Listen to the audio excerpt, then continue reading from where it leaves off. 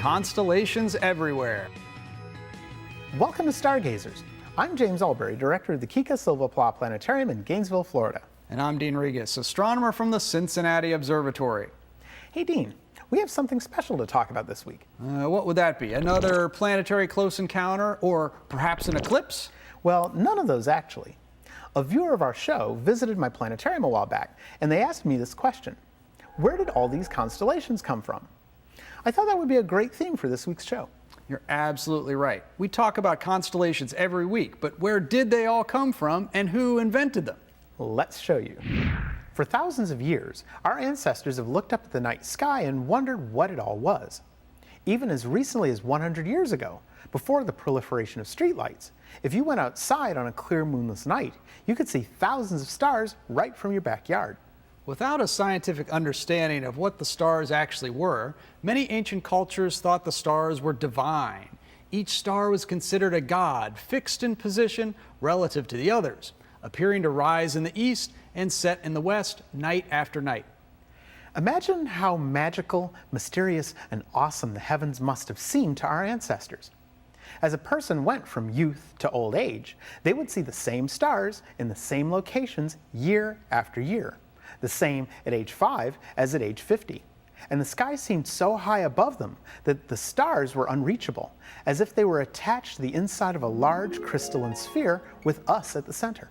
And this sphere would appear to rotate around the Earth again, with us at the center, making the stars appear to rise in the east and set in the west.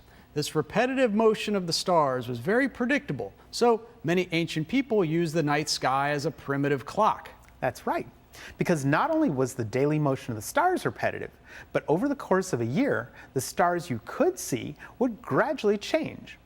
However, 365 days later, the same stars you saw a year ago would reappear in the same place. So if you look up at the stars after sunset on your birthday, you'll see the same stars in the same place every birthday for as long as you live. The human brain likes to make order out of chaos. Although the distribution of the stars in the night sky is random, your brain immediately wants to make patterns out of the brightest stars. So, as our ancestors spent their evenings gazing at the stars, they would play a game of celestial connect the dots, making patterns, both big and small, that represented objects, animals, or people. We call these patterns constellations. There are 88 officially recognized constellations in modern astronomy. Which constellations you can see is dependent on where on the Earth you're observing. For example, people who live in Australia can see some of the same stars that we can see from North America, but not all of them, and vice versa. Australians can see the Southern Cross, but only a few of us in North America can. North Americans can see Ursa Major, the Great Bear, but New Zealanders cannot.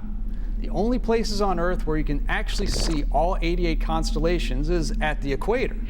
So, as people around the world played connect the dots with the stars, they would create fanciful stories about each of the constellations they created. Many of these stories were used to pass down cultural values of morality or tell stories about love, courage, or honor. Many of the stories of these constellations were handed down from generation to generation by word of mouth. Sadly, because we have so many streetlights today, many of the fainter stars are invisible from where most people live. Therefore, we have gotten out of the habit of creating new stories and new star patterns. So, the next time you go out camping, do as Jack Horkheimer often said, make the stars your own. Who knows, you might be the first person to create the constellation of the smartphone. Keep looking up.